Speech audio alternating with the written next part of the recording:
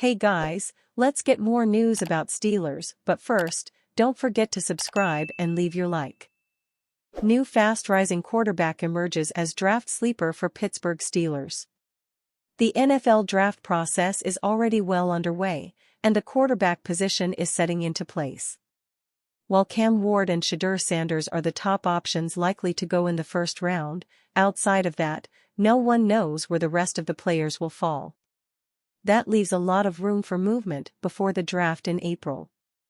The Pittsburgh Steelers will likely select a quarterback at some point in the 2025 NFL Draft, but who could emerge as the third option behind Ward and Sanders?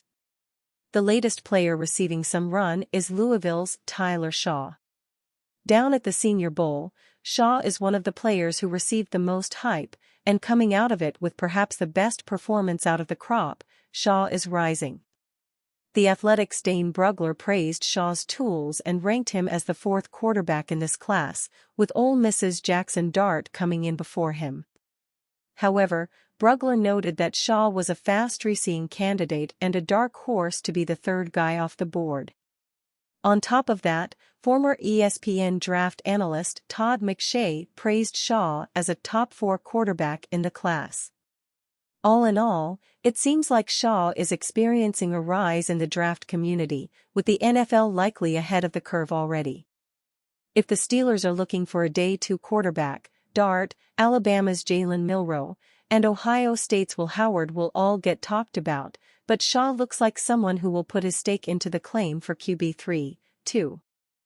Country music star announces engagement to former Pittsburgh Steelers quarterback.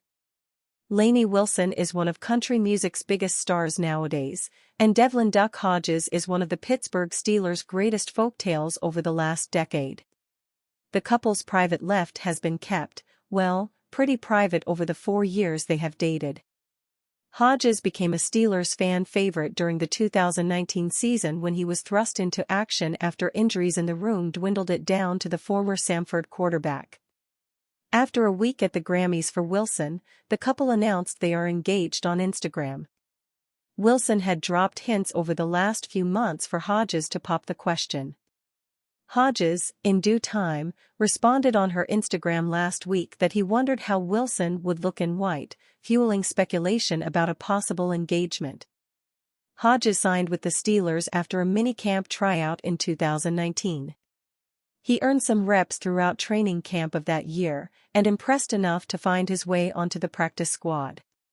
In 2019, Hodges went 3-3 in 6 starts while throwing for 1,063 yards and 5 touchdowns to 8 interceptions. He played in 8 games for the Steelers. Hodges spent 2019 and 2020 with the Steelers before heading to the Los Angeles Rams in 2021. He has not played in the NFL since his time with the Rams. After the 5-game skid that spoiled the Pittsburgh Steelers season, fans came to the quick realization that the coaching staff responsible for the collapse would be, for the most part, returning in 2025. Head coach Mike Tomlin's job security was never in question. Offensive coordinator Arthur Smith will return, as will defensive coordinator Terrell Austin. That hasn't sat well with the fan base, although some minor reinforcements are on the way. Even that has proven to have a hint of familiarity to it. According to Cameron Wolfe, the Steelers updated their coaching staff with the hire of defensive backs coach Gerald Alexander. Alexander spent the 2024 season as the Las Vegas Raiders safety coach. The 2 seasons prior, he had been an assistant defensive backs coach with Pittsburgh. Alexander is a former second-round pick by the Detroit Lions. The safety played 5 seasons in the NFL between the Lions, Jacksonville Jaguars, Carolina Panthers, Miami Dolphins, and New York Jets.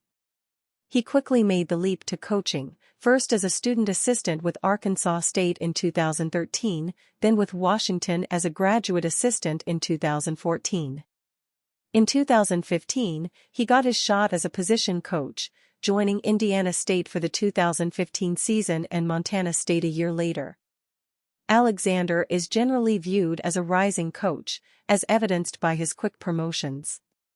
He spent 3 seasons as Cal's defensive backs coach until his first NFL coaching gig, taking on the same role with the Miami Dolphins in 2020 and 2021. Joining Tomlin's squad for 2 seasons, it's significant that a first-time head coach in Antonio Pierce poached him for Pittsburgh.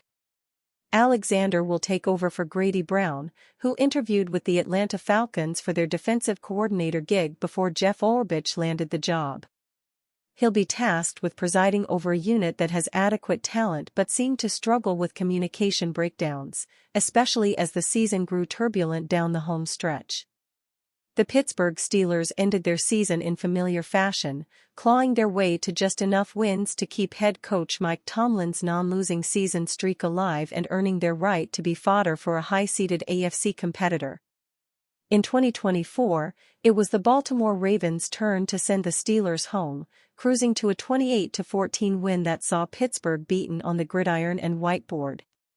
The mental mistakes and schematic flaws in the loss made the loss even harder on fans who had grown used to playoff disappointment but maintained the expectation of a well-coached, physical football team.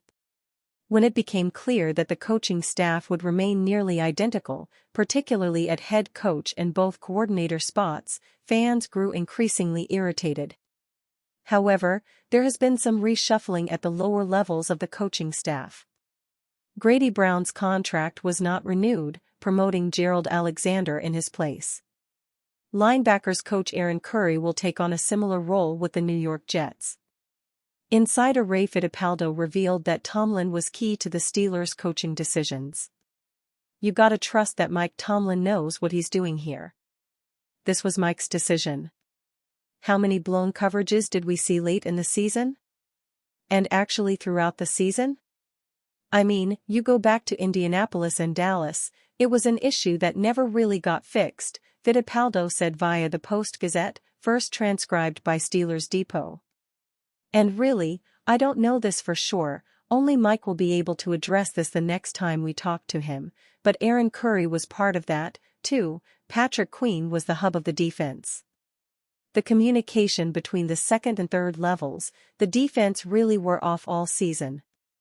So, I don't know if both those guys were scapegoated, but it certainly seems like those issues that were ongoing throughout the season that were never fixed, it looks like it cost Grady and Aaron Curry both of their jobs. Much of Pittsburgh's late-season slide can be attributed to a lack of cohesion on the back end. It drew somewhat controversial comments from veteran defenders, some of which were walked back. Those issues, to an extent, were a reflection of a coaching staff that oversaw its talent fall short of expectations. Pittsburgh Steelers could target former All-Pro WR with Russell Wilson ties. The wide receiver free agency market consists of many veterans who have likely seen their better years. For the Pittsburgh Steelers, they could mean looking to a younger group of guys, or ones familiar with the organization or players on the Steelers. On the other hand, the trade market appears lush, with Cooper Kupp and Deebo Samuel already being put on the trade block. The latest veteran who could be on the move is Seattle Seahawks wide receiver Tyler Locket.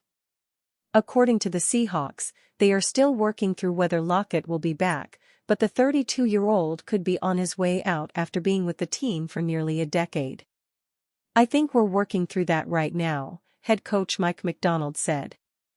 "But those decisions will happen probably when the time comes in the next month or two."